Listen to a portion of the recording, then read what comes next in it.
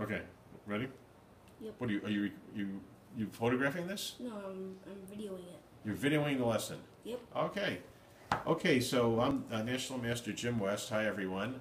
And in today's video, we're going to be looking at light squared strategy. This is a game that I played on Sunday at the Marshall Chess Club against a Class A player. And it started out with one of the oldest double E-pawn openings in chess, known as the Ruy Lopez. Ruy Lopez lived in the 1500s, and this opening is hundreds of years old. And I like to play the exchange variation, which was also a favorite of Bobby Fischer's. It's a very, how shall we say, it's an opening that's aiming toward an endgame, a king and pawn ending, in which white will have the advantage. As you can see here, white has given up his light squared bishop, but the compensation he's gotten is he's doubled up white's queenside pawn. So obviously, white's strategy, which is what I'm trying to teach Drew Venable here today, is to play for a winning king and pawn ending in which white will be able to create a pass pawn on the king side, and black will be unable to do the same on the queen side because his pawns are crippled. All right, so now watch how my opponent makes many, many positional blunders here. All right, first he guards his pawn with his bishop, and I'm just going to develop. I'm not going to try to win any material. I'm just going to bring my pieces out, and he castles. And my idea is to put pressure on his e-pawn. And now he already, as early as move 9, he makes a positional error.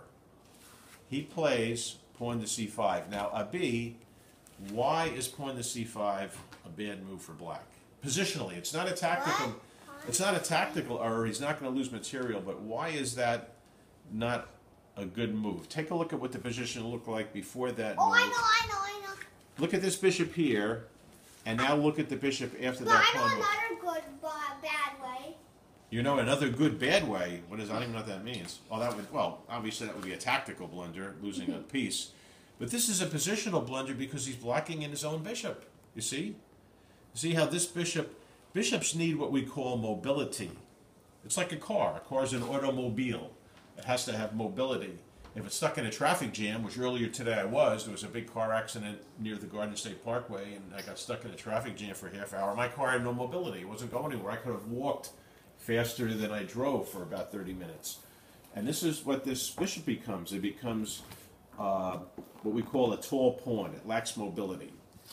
And he did it voluntarily. There was no need. I didn't force him to do it. In tennis, they would call that an unforced error. You know, he just voluntarily put his pawn blocking his bishop. So now I bring my knight to this square here, and as you can see, I'm attacking his e-pawn 3 times. And he comes up with a very dubious way of defending the pawn. He decides to pin my knight, and now he gives up his light squared bishop. Can we do a quiz on quiz up? Yeah, we can later on, Beetle, but let me just. There's a quiz. But take a look at the position now, and you can see that white has clearly the better game.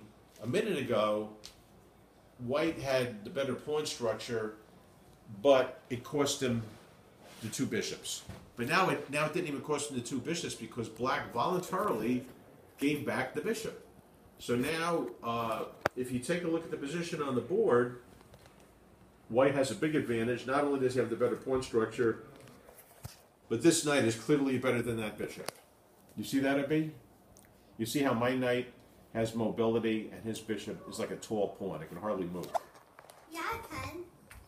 It can, but it only can go backwards, and it's blocked from going forward. And Oh, basically, yeah, but I thought, and it's doing. I thought that he was right here. I thought the knight was right there. And the bishop is doing the job of a pawn. He's basically doing the job that a pawn can do. So this bishop is what we call a tall pawn. And now, the correct strategy, this is what today's lesson is on strategy, is you're supposed to put your pawns. Well, let me ask you as a question. See if you know the answer. Dhruv, if you have a bishop, in this case, both players have dark squared bishops. White has a dark squared bishop and black has a dark squared bishop. On what colored square should you put your pawns? I'm going to put Drew, should you put them on the same color as your bishop or on the opposite color of your bishop? Opposite. Now take a look at the board. White has already pretty much done that. If you look at my 8 pawns, 1, 2, 3, 4, 7 of white's pawns are on opposite color of my bishop. And if you look at black's pawns, 1, 2, 3, 4 of his pawns are on the same color, and then he proceeds to put more of them on. Look what he does now. His very next move, he puts a 5th pawn on a dark square. Okay? So now I push this pawn again to a light square. And now he helps me out by exchanging queens. I says I want to go into the end game, so he helps me do that. Now temporarily I put a pawn on the same color of my bishop, but eventually he's aiming for a light colored square. And again, the same with this pawn here. And now, at this point, he brings another pawn to a dark square. Very bad. He didn't understand.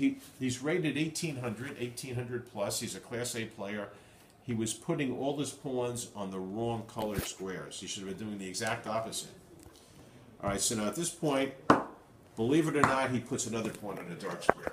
Look what he's done here. Now he has 7 of his 8 pawns are on the same color as his bishop, and within a few more moves, he'll have all 8 of them on there. So I put this pawn correctly on a light square.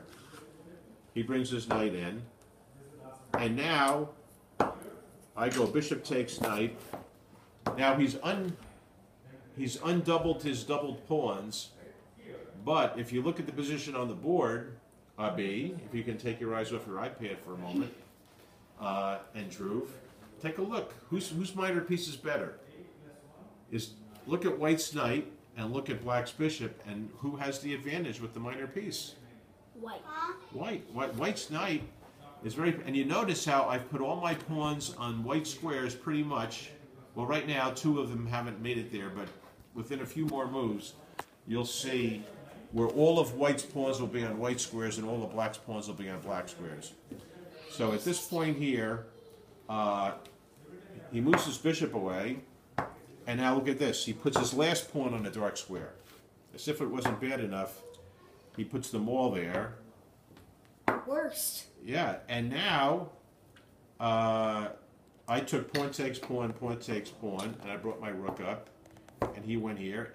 And if you take a look at the position now, white has a big advantage. All of black pawns are in the same color as his bishop. All of my pawns are in the opposite color. What that means is I control the white squares. All 7 of my pawns are attacking white squares, and he doesn't have a white squared bishop, and all 7 of his pawns are on black squares. He has nothing guarding the white squares. B and Drew, can you see that? Yep. Nothing is, look, all of these white squares, it's like I'm a burglar and you left the front door open to your house. I don't even have to break into the house. I can just walk right in the front door and just, burglarize the house. That's what he did here. He left this position wide open. So now I go for that end game. Knight check. I trade off a rook. I bring my knight to a white square. And already I'm winning material after this move. So he has nothing better to do than to go into a pawn down endgame. We get into a position like this, and eventually I won. It's a rook and pawn ending where he's a pawn down. It requires some technique, but eventually I opened up. Can you make a video? I opened up the position for my rook, and I won the king and pawn ending by 1 tempo. It was, it requires some technique. All right, and that concludes today's lesson on light squared strategy, and once again, National Master Jim West.